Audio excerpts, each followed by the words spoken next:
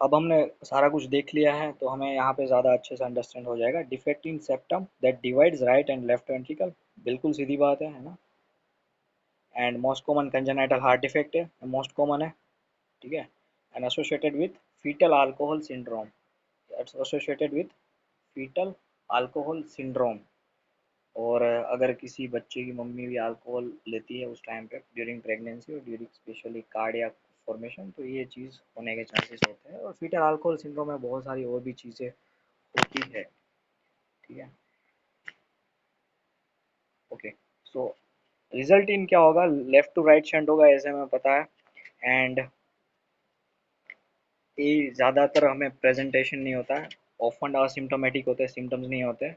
अगर large defect है, बहुत बड़ी डिफेक्ट है ना, कुछ ज़्यादा ही बड़ा वीएसडी है ना, थोड़ा छेद नहीं है, कुछ ज़्यादा ही बड़ा है, then we can see Eisenmenger syndrome. Eisenmenger syndrome में क्या होगा, साइनोसिस होगा, डिस्टल ऑर्गन्स जो डिस्टल जो अपने हैं फिंगर्स वगैरह, और साइनोसिस वगैरह, ब्लूइश डिस्कलरेशन वगैरह देखने को मिलेगा।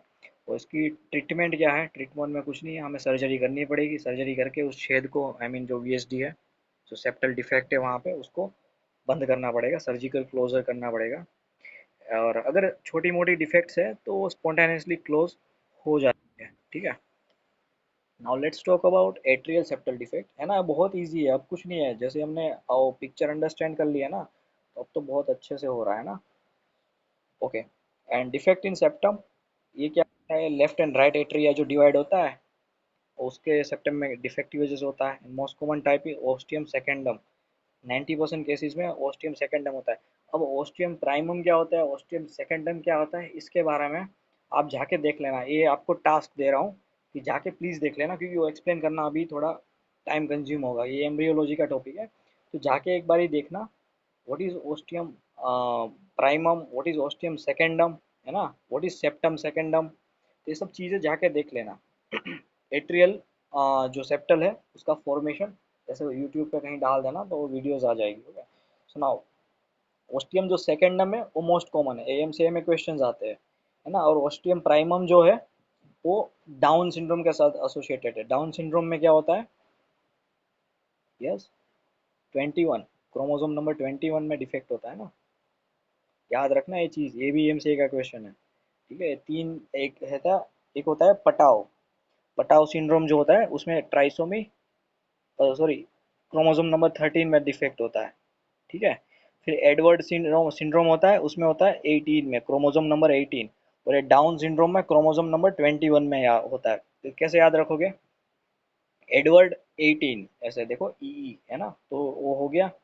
और डाउन सिंड्रोम वाले ऑलवेज है ना, ज़्यादातर 20s में वो चल बसते हैं, कोई कोई बचता है, 20s में वो चल बसते हैं। तो इसलिए डाउन सिंड्रोम का 21 तरीके से याद रह जाएगा। और पटाव को फिर ऐसे ही हम 13 के तौर पे हम याद रख लेंगे।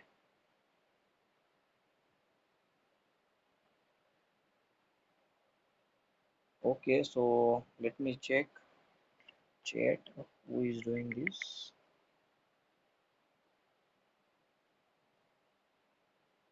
uh,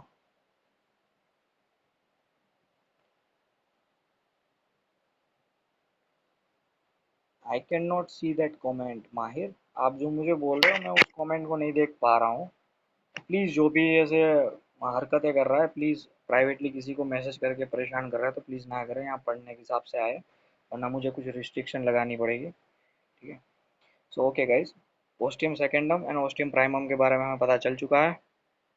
now A S D, of course ये लेफ्ट टू राइट शंट है, ठीक है। और इसमें स्प्लिट एस टू देखने को मिलेगा। ये हम स्प्लिट एस टू कब पढ़ेंगे, जब हम ये सारा खत्म करेंगे ना, तो मेरा एक टारगेट है कि ईसीजी पढ़ाना आप लोगों को, है ना। और हार्ट की जो मर्मर्स होती है, जो साउंड्स होते हैं ना, वो पढ़ाना एक बारी।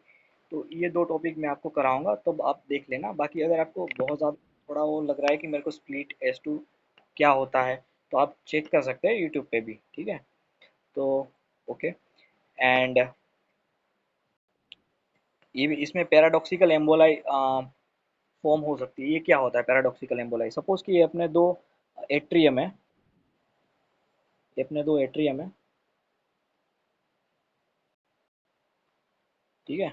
तो अगर सपोज कि इसके बीच में डिफेक्ट है तो उसकी वजह से जो ब्लड मिक्स होगा और यहाँ पे स्टैसिस काइंड ऑफ पैदा होगा, ठीक है, स्टैसिस काइंड ऑफ पैदा होगा, उसकी वजह से यहाँ एट्रिया में छोटी छोटी एम्बोलाई फॉर्म होने के चांसेस है, ठीक है, एम्बोलाई फॉर्म होने के चांसेस है, छोटे छोटे क्लॉट्स ब्लड क्लॉट्स यहाँ पे फॉर्म होने के चांसेस है। और फिर ये क्या करेंगे, ये आएंगे यहाँ पे घूमते हुए आएंगे लेफ्ट वेंट्रिकल में, लेफ्ट वेंट्रिकल के सर्कुलेशन में जाएंगे और फिर ये क्या करेंगे, स्ट्रोक पैदा करेंगे, है ना, स्टेनोसिस स्ट्रोक ये सब चीज़ें करते हैं वहाँ पे भी।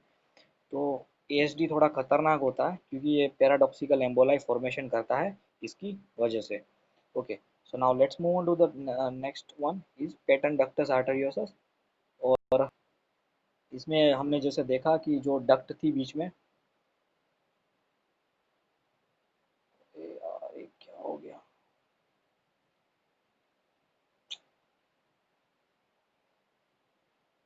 तो हेलो गाइस, ओके, तो इसके बीच में जो डक्ट थी, ऑडेबल, ओके, तो इसके बीच में जो डक्ट थी वो डक्ट बंद हो जाती और डक्ट खुली की खुली रहती है ना, जब बच्चा पैदा हो जाता है तो वो बंद हो जानी चाहिए, लेकिन वो खुली की खुली रहती है।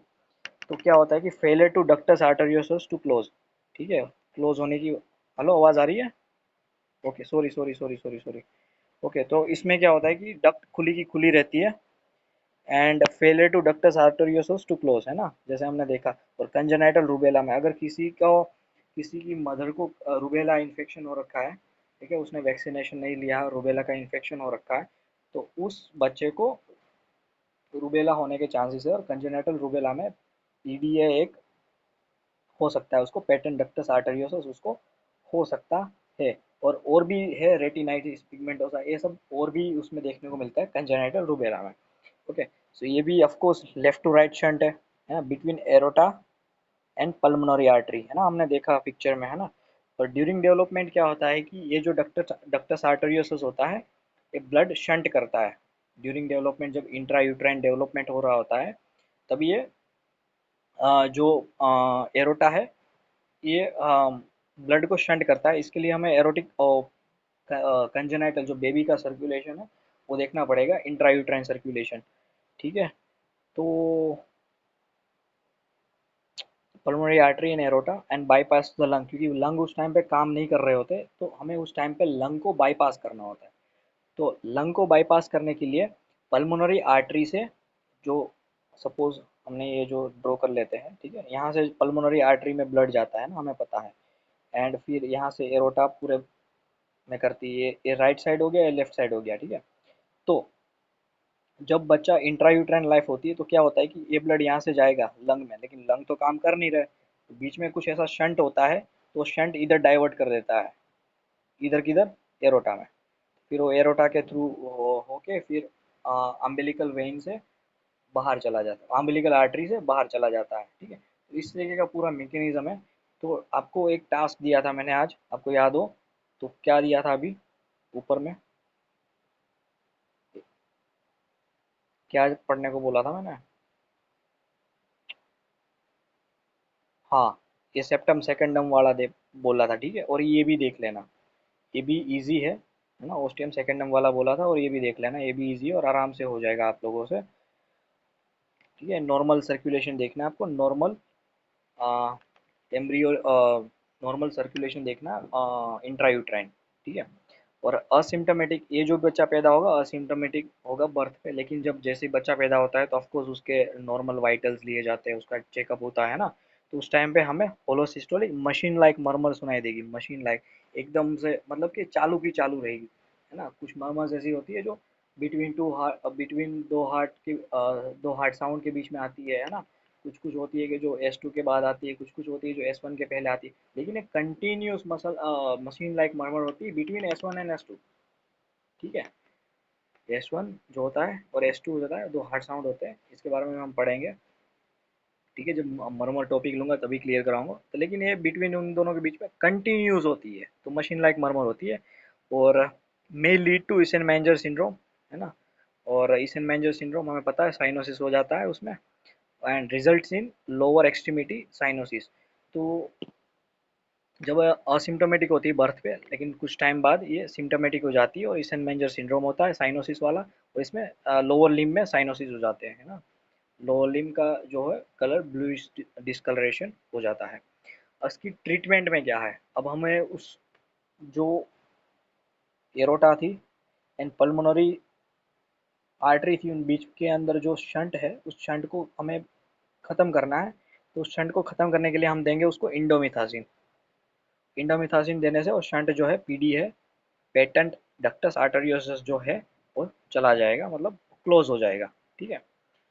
क्यों क्लोज होगा? क्योंकि उसमें इसलिए क्लोज होगा क्योंकि विच डिक्रीज पीजीई, प्रोस्टासाइक्लिन या कुछ प्रोस्टाग्लैंडिन भी बोलते हैं, तो प्रोस्टासाइक्लिन जो होता है वो डिक्रीज हो जाता है और उसकी वजह से पीडीए क्लोज हो जाता है। ठीक है। लेकिन कुछ कंडीशंस ऐसी भी है जिसमें हमें पीडीए को ओपन रखना होता है। कुछ हार्ट कंडीशन ऐसी है जिसमें हमें पीडीए को ओपन रखना होता है। तो ये बात याद रखना, मैं उस टाइम पे पूछूंगा कि क्लोज, ओपन है तो क्लोज करने के लिए कौन सी मेडिसिन यूज करेंगे। ओपन है तो क्लोज करने के लिए हम इंडोमिथासिन यूज करेंगे। ठीक है। लेकिन हमें कुछ ऐसी कार्डियक डिफेक्ट हो गई कि जिसकी वजह से हमें उस शंट को ओपन ही रखना है, उसे बंद नहीं होने देना है। तो इसके लिए हम कौन सी मेडिकेशन देंगे वो आगे बताऊंगा, इसी में आएगा। ठीक है। तो हमने तीन चीज खत्म करी है अभी। तीन चीज है, एएसडी, वीएसडी, पीडीए। ठीक है। और ये था left to right shunt. Now let's check it out. अब हमें पढ़ना है टेराटोलॉजी ऑफ फेलेट पढ़ना है, ट्रांसपोजिशन ऑफ ग्रेट वेसल्स पढ़ना है। ठीक है। और आगे भी दो चार चीज़ें हैं, तो अब देख लेते हैं वापस से वो पिक्चर टेराटोलॉजी ऑफ फेलेट की। तो पिक्चर देखेंगे ना बाद में अच्छे से, हाँ, जम के मज़ा आएगा।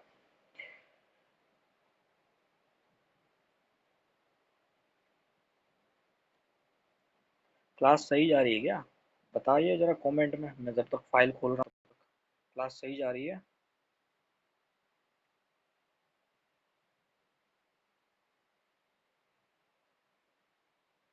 एक नंबर। बहुत हार्ड। वाह। Okay. So this is the teratology of Fallot. Teratology of Fallot में हमें मल्टीपल कंडीशंस देखने को मिलती है। ठीक है। मल्टीपल कंडीशंस में होता है, मल्टीपल कंडीशंस में जो है वीएसडी देखने को मिलेगा हमें, ventricular septal defect. VSD, ventricular septal defect देखने को मिलेगा। एंड उस, और जो स्टेनोसिस हो जाएगा, अभी मैं दिखाता हूँ सारी चीज़ें ना। अभी जितनी चीज़ें हमें यहाँ पे दिख रही है उतनी एक बार मेंशन कर लेते हैं कि टेराटोलॉजी ऑफ फेलेट में क्या होता है। कि सबसे पहले तो हमें यहाँ पे दिख रहा है कि ये वाला जो है इधर कुछ दिक्कत है, मतलब वेंटिकुलर सेप्टल डिफेक्ट है। ठीक है। फिर इधर देखो, ये कुछ टिश्यूज ज़्यादा हो गया है, तो ज़्यादा टिश्यू होने की वजह से ये पल्मोनरी आर्टरी जो है उसको हल्का सा ब्लॉक कर रहा है। तो उसकी वजह से क्या होगा, पल्मोनरी स्टेनोसिस हो रहा है ना, हमें दिख रहा है। दूसरी कंडीशन हो गई, है ना। तीसरी कंडीशन के बारे में देखते हैं। तीसरी कंडीशन में क्या होता है कि उसकी वजह से इधर भी शंट है, इधर भी पल्मोनरी आर्टरी का स्टेनोसिस है, तो जो राइट हार्ट है उसको ज़्यादा फोर्स लगाना पड़ता है पल्मोनरी आर्टरी में ब्लड भेजने के लिए। अब ज़्यादा फोर्स लगाएगा तो क्या होगा, ऑफ कोर्स राइट वेंट्रिकल का हाइपरट्रॉफी हो जाएगी। तो हमने तीन कंडीशन देखी, कौन कौन सी? वीएसडी, पल्मोनरी स्टेनोसिस हो रखा है कुछ टिश्यूज की वजह से, राइट वेंट्रिकुलर हाइपरट्रॉफी हो रखा है, एंड चौथी कंडीशन जो है वो है ओर्टा, जो ओवरराइड करती है वीएसडी को। ठीक है। तो इधर कुछ और भी टिश्यूज होंगे जिसकी वजह से ये जो ओर्टा है उसको भी थोड़ा सा ऐसे ब्लॉक होगा। ठीक है। तो ये चार कंडीशन है, तो चार कंडीशन से बनता है टेराटोलॉजी ऑफ फेलेट। ठीक है। तो पहली कौन सी बताई थी मैंने? वीएसडी बताई थी। दूसरी बताई थी ये आउटफ्लो जो ट्रैक्ट है ये वाला अपना इधर, और इसकी वजह से स्टेनोसिस होने की वजह से ये हाइपरट्रॉफी। और जो चौथी चीज़ है वो है एयरटा राइड करती है वीएसडी में। ये वीएसडी के कुछ टिश्यूज होंगे यहाँ पे वेंट्रिकल के, वो इसको इस तरीके से स्टेनोसिस यहाँ पे हल्का सा आगे आके करेंगे, तो उसकी वजह से होगा। ठीक है। तो अब हम बढ़ते हैं आगे, जो दूसरा है उसकी ओर, और वो है, यस, ये वाला ट्रांसपोजिशन ऑफ ग्रेट वेसल्स। इसका जो नाम है, नाम से ही पता हो जाता है कि बड़ी वेसल का ट्रांसपोजिशन हो जाना, बड़ी वेसल का स्थान चेंज हो जाना। ठीक है। तो देखते हैं, ये नॉर्मल हार्ट दिख रहा है आपको, है ना, इधर जा रही पल्मोनरी आर्टरी, इधर जा रही एरोटा।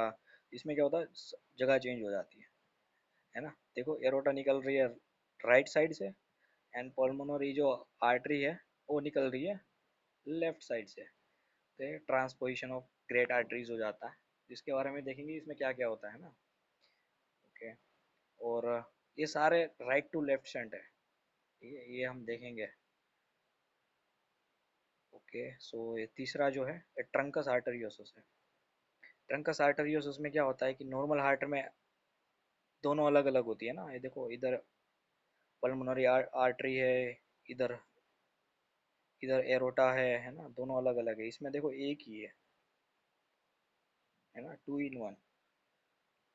तो ये है ट्रंकस आर्टरियोसिस, इसके बारे में भी देखेंगे। तो चलो ये तीन चीजें देख लेते हैं, बाकी के जो राइट टू लेफ्ट है उसको बाद में देखते हैं ना, क्योंकि एक साथ रिमेम्बर करना मुश्किल हो जाता है। तो ये है अपना TOF, ये है transposition of great vessels, transposition हो गया। और तीसरा जो है वो है अपना trunks आर्टरियोसिस। Okay, so now let's move on to this slide.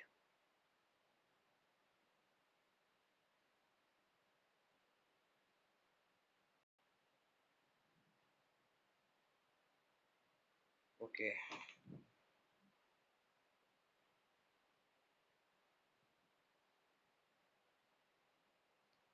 so now let's move on to the teratology of Fallot, है ना। इतना ये सारे टॉपिक बहुत ही इम्पोर्टेंट है, सारे कुछ अच्छे टॉपिक्स है, कर लेना थोड़ा अच्छे से ढंग से क्लास खत्म होने के बाद भी। तो हमने देखा कि characterized by stenosis of left right ventricular outflow, right ventricle में से जो ब्लड बाहर जा रहा था उसको स्टेनोसिस हो जाएगा ना, पल्मोनरी स्टेनोसिस के रूप में।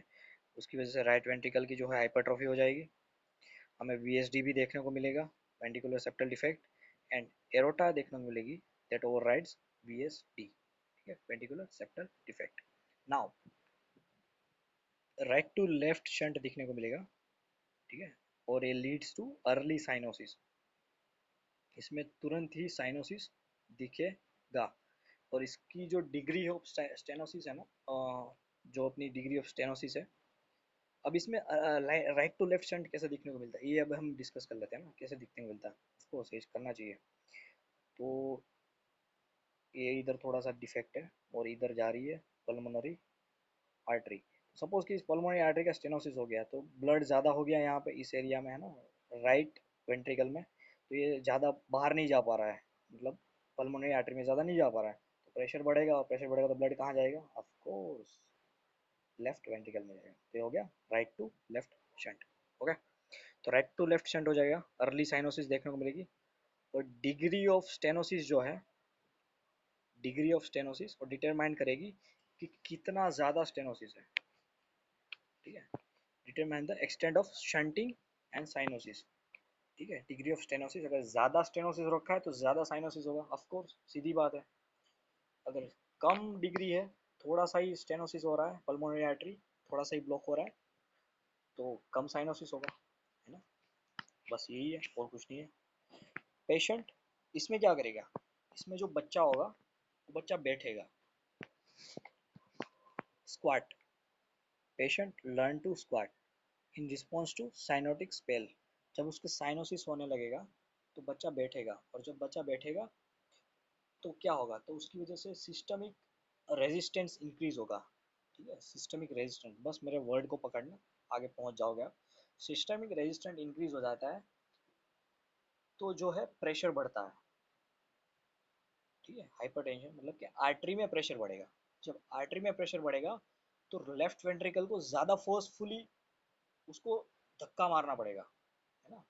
आर्टरी में प्रेशर बढ़ेगा तो लेफ्ट वेंट्रिकल को ज़्यादा फोर्सफुली पुश करना पड़ेगा ब्लड बाहर फेंकने के लिए। जब लेफ्ट वेंट्रिकल ज़्यादा फोर्स करेगा तो क्या होगा, लेफ्ट वेंट्रिकल का प्रेशर इंक्रीज होगा, और प्रेशर इंक्रीज होगा तो जो राइट टू लेफ्ट आ रहा था ब्लड, जो राइट टू लेफ्ट आ रहा था वो कम होगा, बंद नहीं हो जाएगा लेकिन कम होगा, ठीक है। तो ये होता है इसके पीछे का मैकेनिज्म। ओके, आई होप आपको समझ आ गया होगा। कि रिपीट करूँ मैं एक और बार? ओके, कोई बोल रहा है फिर से। Okay, repeat. Okay alright. Okay okay, repeat कर रहा हूँ, रिपीट कर रहा हूँ। ठीक है, ये हो गया अपना ये हो गया इधर। अब सपोज करो कि बच्चा जब स्क्वाट करेगा, स्क्वाट वाली पोजीशन में जाएगा, सिस्टमिक रेजिस्टेंस जो है इंक्रीज होगा। सिस्टमिक रेजिस्टेंस जो इंक्रीज होगा उसकी वजह से क्या होगा, हाइपरटेंशन, जो आर्टरी में प्रेशर है प्रेशर बढ़ेगा, प्रेशर बढ़ेगा तो जो लेफ्ट हार्ट है, लेफ्ट साइडेड जो हार्ट है उसको ज़्यादा फोर्स करना पड़ेगा हार्ट को, वो ब्लड को और बाहर फेंकने के लिए। ठीक है, ब्लड को और एरोटा में फेंकने के लिए, जबकि वहाँ प्रेशर है ना, और इसको और ज़्यादा प्रेशर लगाना पड़ रहा है। तो जब और ज़्यादा प्रेशर लगेगा तो ये वाला जो ब्लड था जो इधर से इधर आ रहा था, है ना, जो इस तरीके से आ रहा था, वो थोड़ा कम हो जाएगा, क्योंकि इधर ऑलरेडी प्रेशर इंक्रीज हो गया, इस साइड प्रेशर इंक्रीज हो गया, तो ये ब्लड आना थोड़ा कम हो जाएगा, तो साइनोसिस जो है वो कम हो जाएगा। ठीक है, और इसमें बूट शेप्ड हार्ट देखने को मिलता है हमें, है ना, बूट शेप्ड हार्ट देख लेते हैं कैसा दिखता है। देखो, और कभी कभार है ना टिश्यूज भी अफेक्ट रहते हैं। मैं एक और कंडीशन बताता हूँ कि, ठीक है, पहले देख लेते हैं बूट शेप्ड हार्ट। हमेशा याद रखना, ये एमसीए का क्वेश्चन है कि बूट शेप्ड हार्ट देखने को मिलेगा टेराटोलॉजी ऑफ फेलेट में। ठीक है, और एक और कंडीशन होती है कि जिसमें सपोज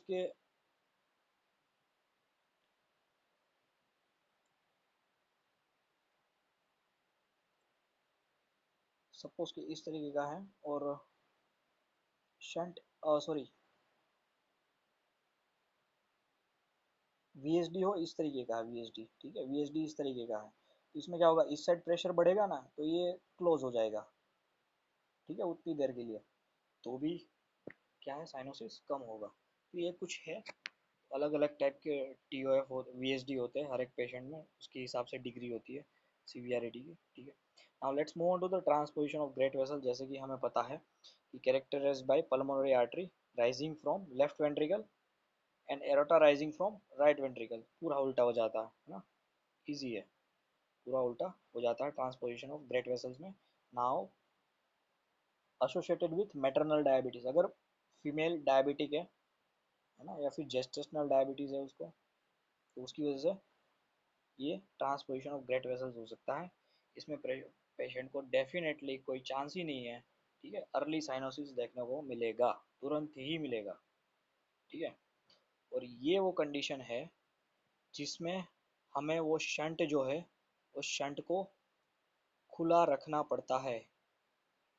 ठीक है, ताकि ऑक्सीजनेटेड ब्लड मिक्स हो सके, और जो है उसको, बच्चे को जब तक सर्जरी हो जाए तब तक उसको हम बचा सके। तो इसीलिए हमें उस टाइम पे इंडोमिथासिन ऐड नहीं करना है, हमें उस टाइम पे प्रोस्टाग्लैंडिन ऐड करना है। ठीक है, तो चलो इसे पढ़ लेते हैं। Present with early cyanosis and pulmonary and systemic circuit do not mix, क्योंकि पूरा का पूरा सिस्टम अलग होता है। और क्रिएशन, इसके बीच में अब हमें शंट बनाना पड़ेगा ताकि जो बच्चा है वो बच सके, क्योंकि पूरा उल्टा हो रखा है इसमें। एंड सर्वाइवल के लिए हमें उस शंट को खुला रखना है, पेटेंट जो डक्टस आर्टेरियोसस था उसको हमें खुला रखना है। ठीक है, उसके लिए हम देंगे प्रोस्टाग्लैंडिन, एंड जब तक सर्जरी नहीं हो जाती तब तक हमें उसे प्रोस्टाग्लैंडिन देना है। एंड इसके अगर ऐसा का ऐसा रखा गया, कुछ टाइम ज़्यादा टाइम रह गया ऐसा, तो हाइपरट्रोफी हो जाएगी राइट वेंट्रिकल की। ठीक है, एंड एट्रोफी हो जाएगी लेफ्ट वेंट्रिकल की।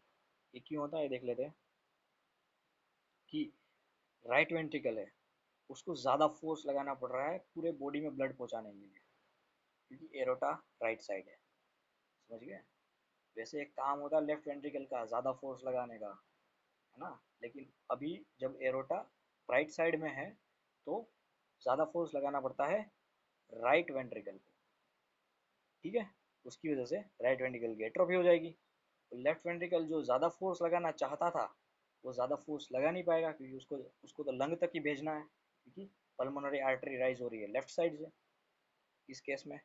ठीक है, इसीलिए एट्रोफी हो जाती है लेफ्ट वेंट्रिकल की। तो बहुत ही कनेक्टेड है ईच अदर, अब एक दूसरे के साथ। तो थोड़ा इस पे फोकस बनाए रखिएगा और जाके पढ़िएगा तो और समझ आएगा। अब देखते हैं ट्रंकस आर्टरियोसस। ट्रंकस आर्टरियोसस में एक ही वेसल होती है, टू इन वन। ठीक है, सुनाओ, single large vessel arising from both ventricles, truncus fails to divide, fail हो जाता है डिवाइड होने में, प्रेजेंट विथ अर्ली साइनोसिस देखने को मिलेगा हमें, deoxygenated blood from right ventricle, शब्दों पे ध्यान दीजिएगा, deoxygenated blood from right ventricle mix हो जाएगा ऑक्सीजनेटेड ब्लड के साथ, ठीक है, before pulmonary and aortic circulation जो है वो सेपरेट हो उससे पहले ही मिक्सअप हो जाएगा, मिक्सअप होने की वजह से अर्ली साइनोसिस देखने को मिलेगा, और ये भी राइट टू लेफ्ट शंट का एक एग्जांपल है। तो हमने ये भी पढ़ लिया, हमने टोटल क्या क्या पढ़ा है अभी तक, हम रिवाइज कर लेते एक बार, याद कर लेते। Right to sorry left to right shunt, left to right में पढ़ा हमने एएसडी, वीएसडी, पीडीए। हमने राइट टू लेफ्ट में अब तक पढ़ा teratology of Fallot, transposition of great vessels and truncus arteriosus. अब सिर्फ दो चीज़ें बाकी है एंड देन हम क्लास ओवर करेंगे, वो है tricuspid atresia and coarctation of aorta. देख लेते हैं फटाक से इमेज, 10-15 मिनट और क्लास, ठीक है।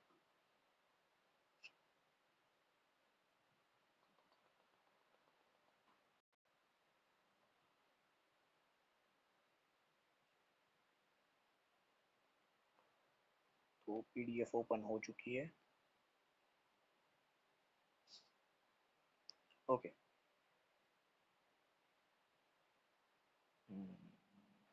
ये वेटन का सर्ट ये हो गया अपना ट्राइकस्पिड अट्रेशिया।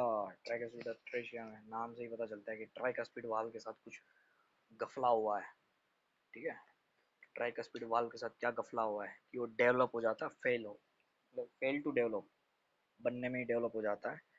तो उससे क्या होगा, उससे ये होगा कि जो ब्लड है वो राइट एट्रियम से, जो ब्लड है राइट एट्रियम से राइट वेंट्रिकल में नहीं आएगा, या तो बहुत ही थोड़ा आएगा। उससे क्या होगा, राइट वेंट्रिकल जो है वो एम्प्टी रहेगा, एम्प्टी रहेगा और उसको ज़्यादा फोर्स लगाना पड़ेगा, और इन सब चीज़ों की वजह से उसका हाइपरट्रोफी हो जाएगा। तो राइट साइड एक कार्डियक फेलर हो सकता है इसमें, ठीक है। और ये often associated with ASD, ASD atrial septal defect जो होती है उसके साथ एसोसिएटेड होता है। मैं फटाक से पूरा करना है, 10 मिनट में बाकी है, सर नोटिफिकेशन आ चुकी है। एंड ये भी अर्ली साइनोसिस पैदा करेगा, ठीक है। इसमें देख सकते हो आप यहाँ पे एएसडी खुला है, एट्रियल सेप्टल डिफेक्ट, ठीक है।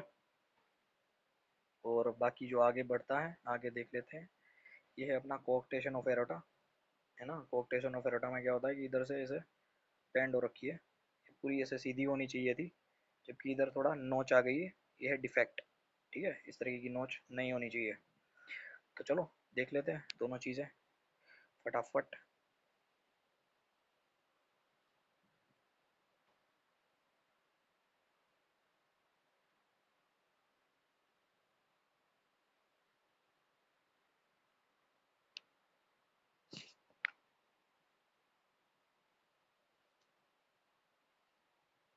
ओके, सो नाउ हम मूव करें ट्राइकस्पिड अट्रेशिया। तो ट्राइकस्पिड अट्रेशिया में क्या होता है कि वो ट्राइकस्पिड वाल का जो ओरिफेस होता है वो फेल हो जाता है डेवलप होने से, है ना। उसकी वजह से राइट वेंट्रिकल जो होता है हाइपोप्लास्टिक होता है, ठीक है। Now often associated with ASD हमने देखा था ना उस पिक्चर में, एट्रियल सेप्टल डिफेक्ट, हाँ। तो उसकी वजह से क्या होगा, राइट टू लेफ्ट शंट होगा, ठीक है। क्योंकि एट्रिया में प्रेशर ज़्यादा हो रहा है। हमेशा एक बात याद रखना कि एएसडी जो है वो लेफ्ट टू राइट है, ठीक है, लेफ्ट टू राइट है एएसडी। लेकिन ट्राइकस्पिड अट्रेशिया में क्या होता है कि राइट साइडेड का एट्रिया में प्रेशर ज़्यादा हो जाएगा, तो इधर प्रेशर ज़्यादा होगा तो फिर ब्लड कहाँ जाएगा, लेफ्ट साइड जाएगा, सीधी बात है। तो ट्राइकस्पिड एट्रेसिया वाला एसीडी है, एएसडी जो है उसमें राइट टू लेफ्ट शंट देखने को मिलेगा, ठीक है। तो उसकी वजह से present with early cyanosis, please इस चीज को नोट कर लेना, इस चीज को दिमाग में, ठीक है। अगर नहीं समझ आया तो ग्रुप में समझाऊंगा मैं। और अब बात कर लेते कोऑक्टेशन ऑफ पोर्टा, उसमें क्या होता है, और नोच होती थी ना, है ना, याद रहे ना पिक्चर, अभी भूल नहीं गए ना। अगर भूल गए तो अभी इधर देख लेते, इधर भी होगा, है ना। इधर अच्छे से नहीं दिया है, चलो कोई बात नहीं। ओके, सो क्लासिकली डिवाइड इनटू इन्फेंटाइल और एडल्ट फॉर्म। इसको दो टाइप में डिवाइड किया गया है इन लोगों ने, एक इन्फेंटाइल, इन्फेंट जो है बच्चा छोटा पैदा ही हुआ अभी तक, और एक एडल्ट फॉर्म है, ठीक है। इन्फेंटाइल जो फॉर्म है एसोसिएटेड होता है पीडीए के साथ। अगर इन्फेंट है उसका अगर पीडी है जो पेटेंट डक्टस आर्टेरियोसस है, जो छोटा सा वो जो था ना डक्टस आर्टेरियोसस, अगर ओपन रह गया है, उसमें देखने को मिलेगा। एंड कोक्टर जो कोएक्टेशन होता है, मतलब कि जो नोचिंग वाला ये जो पोर्शन होता है, वो आफ्टर एरोटा का जो आर्च होता है उसके आफ्टर होता है। तो ये आर्च ऑफ एरोटा होता है, ठीक है, आर्च हो गया खत्म, तो उसके बाद होगा ये, ठीक है, इस तरीके से उसके बाद होगा ये, ठीक है, बट बिफोर पीडीए, ठीक है, तो ये दोनों के बीच में होगा। आर्च ऑफ आर्च के बाद में नोचिंग होगी हल्की सी, और जो पीडी है उसके पहले हो जाएगा, ठीक है। इस चीज़ को पढ़ लेना। Present with lower extremity cyanosis in the infant, जो बच्चे होंगे उसमें लोअर एक्सट्रीमिटीज की साइनोसिस होगा, बर्थ पे ही हमें पता चल जाएगा। और associated with Turner syndrome, Turner syndrome बहुत इंपॉर्टेंट है।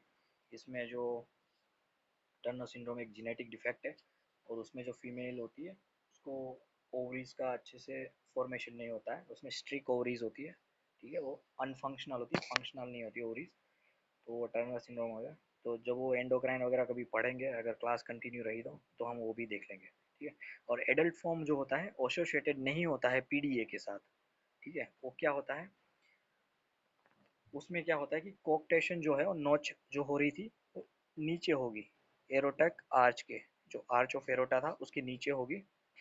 और उसकी वजह से क्या होगा कि जो ब्लड है वो एरोटा में प्रेशर बढ़ेगा, देखो एरोटा में प्रेशर बढ़ेगा, और जो ऑर्गन्स को ब्लड सप्लाई जो जाना था दूसरे ऑर्गन को, वो कम होगा, है ना। ब्लड सप्लाई कम होगा, कम होने की वजह से क्या होगा, हाइपरटेंशन होगा उन जगहों पे, ठीक है। तो पूरा का पूरा सिस्टमिक हाइपरटेंशन होगा। तो उसकी वजह से क्या होगा, प्रेजेंट हाइपरटेंशन, है ना। सारा मैकेनिज्म यही है कि किडनी को ब्लड कम मिला तो किडनी फटाक से रेनिन रिलीज करेगा और हाइपरटेंशन कर देगा, तो यही होगा, हाइपरटेंशन होगा। अपर एक्सट्रीमिटीज में भी देखने को मिलेगा, और हाइपोटेंशन हो जाएगा लोअर एक्सट्रीमिटीज में। हाँ, ये मैकेनिज्म भी बहुत अच्छा है समझने के लिए कि हाइपरटेंशन हो गया। क्योंकि क्यों हाइपरटेंशन होता है कि सपोज करो ये आर्च ऑफ एरोटा है, वो इधर कोऑक्टेशन हो रही है, तो इधर बहुत ज़्यादा प्रेशर होगा, इधर बहुत सारा प्रेशर होगा, तो सब क्लेवियन जो आर्टरीज है ना, जो सब क्लेवियन आर्टरीज है जो अपर एक्सट्रीमिटीज में सप्लाई करती है, उसमें तो बहुत ज़्यादा प्रेशर होगा, है ना, क्योंकि इस एरिया में प्रेशर ज़्यादा है। और जबकि यहाँ पे कम है, यहाँ कम ब्लड जा रहा है, तो यहाँ पे हाइपोटेंशन होगा लोअर एक्सट्रीमिटीज का। लेकिन फिर जो रेनिन रिलीज होता है उसकी वजह से इसका और ज़्यादा छोटा होएगा, ल्यूमन नैरो होगा, मतलब कि हाइपरटेंशन और बढ़ेगा। तो ठीक है, ये सब एक दूसरे के साथ कनेक्टेड है। तो इस तरीके से फिजियोलॉजिकली आप सोचेंगे पैथोलॉजी को, तो हो जाती है पैथोफिजियोलॉजी, और सोचने में भी मज़ा आएगा, है ना। अपर एक्सट्रीमिटीज़ में हाइपरटेंशन, लोअर एक्सट्रीमिटीज़ में हाइपोटेंशन, और वीक पल्सेस देखने को मिलेंगे। और ये क्लासिकली हमें देखने को मिलेगा एडल्टहुड में, जब बच्चा थोड़ा बड़ा होगा और वो उसे चलने फिरने में दौड़ने में दिक्कत होगी एडल्ट एज में, ठीक है, तो तब ये चीज़ें थोड़ी डायग्नोस होती है। एंड कोलेटरल सर्कुलेशन डेवलप होगा, क्योंकि अगर कम ब्लड सप्लाई, कम ब्लड बाहर जा रहा है एरोटा से, प्रेशर बढ़ रहा है, तो कोलेटरल सप्लाई साथ में छोटी छोटी और आर्टरीज जो है वो डेवलप होगी, ठीक है। और ये इंटरकोस्टल आर्टरीज के रूप में होगी, मतलब इंटरकोस्टल आर्टरीज के अक्रॉस ये पैदा होगी, ठीक है। और ये जो आर्टरीज है ये नोचिंग ऑफ द रीब अपीयरेंस पैदा करेगी एक्सरे पे, ठीक है। सपोज करो कि कोई भी हार्ट होता है, कार्डियक, कार्डियक हार्ट होता है, अब उसका मायोकार्डियल इंफार्क्शन जो होने वाला होता है, कार्डियक इस्चेमिया होता है ना, तो उससे पहले कहीं टाइम पहले से छोटी छोटी आर्टरीज बनना स्टार्ट हो जाती है ना, ताकि उसको ज़्यादा दिक्कत ना आए। तो उसको बोलते हैं कि न्यू वेसल फॉर्मेशन होती है, ठीक है। तो ऐसी चीज़ यहाँ पे होती है क्योंकि ब्लड सप्लाई कम जा रहा है नीचे के ऑर्गन्स में, तो उसकी वजह से कोलेटरल सर्कुलेशन, साथ में नया सर्कुलेशन भी बनेगा, ठीक है। तो उसकी वजह से नॉचिंग ऑफ द रीब अपीयरेंस देखने को मिलेगा। और ये एसोसिएटेड विथ बाइकस्पिड एरोटिक वाल, जो अपनी एरोटा होती है लेफ्ट हार्ट में से बाहर निकलती है, यहाँ पे यूजुअली ट्राइकस्पिड वाल होता है, ठीक है। वहाँ पे भी ऑफ कोर्स एरोटा के जो है वाल वो एरोटिक वाल है, ट्राइकस्पिड होता है, लेकिन ये बाइकस्पिड होगा यहाँ पे, ठीक है। कोऑक्टेशन ऑफ एरोटा में आपको ये चीज़ें याद रखनी है, notching of the rib, bicuspid aortic valve, and notching of the rib दिखा देता हूँ इसमें कहीं दिखती है तो, ठीक है। तो ये देखो कैसे कोलेट्रल आ रही है ना, नोचिंग ऑफ द रीब इस तरीके से आएगी, ठीक है। तो बस यही है आज का ज्ञान। और बाकी जो है वो है अपना राइट लेफ्ट टू राइट। अरे रचना, रचना है इसमें, रचना एक स्टोरी सुनाने वाली है आज।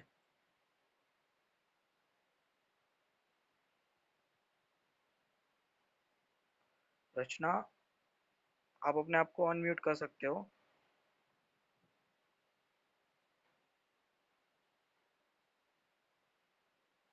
आई थिंक वो नहीं है आज, चलो कोई बात नहीं। ठीक है। ऑलराइट, सो बस आज इतना ही था। Right, left to right, ASD VSD PDA, right to left, हमने देखा tetralogy of Fallot, transposition of great vessels, है ना। फिर देखा हमने ट्रंकस आर्टेरियोसस, ट्राइकस्पिड अट्रेशिया और coarctation of the aorta. So thank you so much guys for joining, और अब हम मिलेंगे नेक्स्ट वीक। और अगर बीच में प्लान बनेगा तो मैसेज डाल दूंगा, आ जाइएगा। वाल्वुलर डिसीज बाकी है, उसमें हम रोमेटिक हार्ट डिसीज सारा कुछ देखेंगे। ठीक है, एंडोकार्डाइटिस बाकी है, इन्फ्लामेशन ऑफ एंडोकार्डियम में सारे वाल्व वाल्व के दिक्कत होती सारी वही, कार्डियोमायोपैथी, डायलेटेड हाइपरट्रॉफिक, ये सब भी करेंगे हम। एंड कार्डियक ट्यूमर्स के बारे में देखेंगे। हाँ yes, cardiac tumours, yes cardiac में भी ट्यूमर होती है, उसके बारे में भी हम देखेंगे। सो गाइज मुझे ग्रुप में रिव्यू देने का, अपने को थोड़ा मोटिवेशन मिलता है अपने को भी, है ना। सो thank you so much guys. Alright, and अपने दोस्तों को बुलाओ यार ग्रुप में, उनको बोलो पढ़े थोड़ा, है ना। और सबको मोटिवेट करो, अपना ग्रुप भी ज्वाइन कराओ इंस्टा वाला। Alright, see you guys.